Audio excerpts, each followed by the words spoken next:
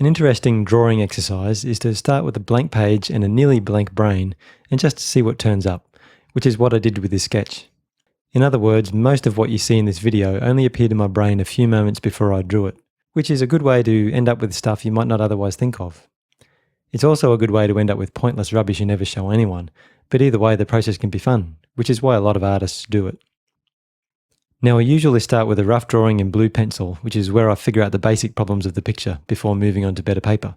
For some reason, I felt like starting and finishing on the same page with this one, maybe so you can see the whole process in a clear and simple setup.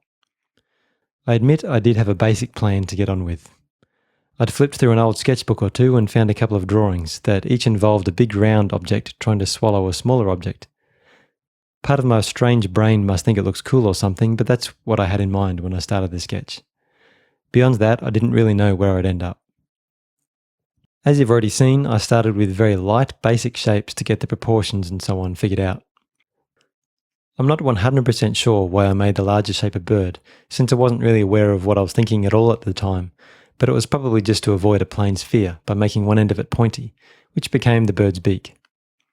I've got even less of an idea why I made the other shapes fruit, except that if a bird is going to eat something round, it's natural enough for fruit to come to mind. Actually, that's another thing I've done before, frightened fruit on the run. In around 2010, I did a small digital painting of a tomato being chased by a herd of potato cows. In case you were wondering, apparently a tomato is a fruit, so it qualifies as fruit on the run. Also, in case you were wondering, I do think it's a bit odd to say potato and tomato instead of potato and tomato, but pronunciation can be a weird thing. So after getting all the proportions and basic details sorted out, I went on with the shading, which was pretty straightforward. The only fancy bit I added was to have a little bit of light bouncing up from the ground, which can help to add a bit of sense of light and form, but I didn't do much of that. The final stage was just about the feel of the thing. If I felt that a line or shape didn't stand out enough, I beefed it up a bit, and if it stood out too much, I cut it back. The main problem there was the dark fruit against the dark mouth. I was able to lighten the entrance to the mouth and then darken the back of the fruit so it was dark over light. I wasn't using super nice paper, although it was still acid free and all that, but it seemed to handle the erasing and redrawing pretty well. Okay, one more go at the inside of the beak. And that's that.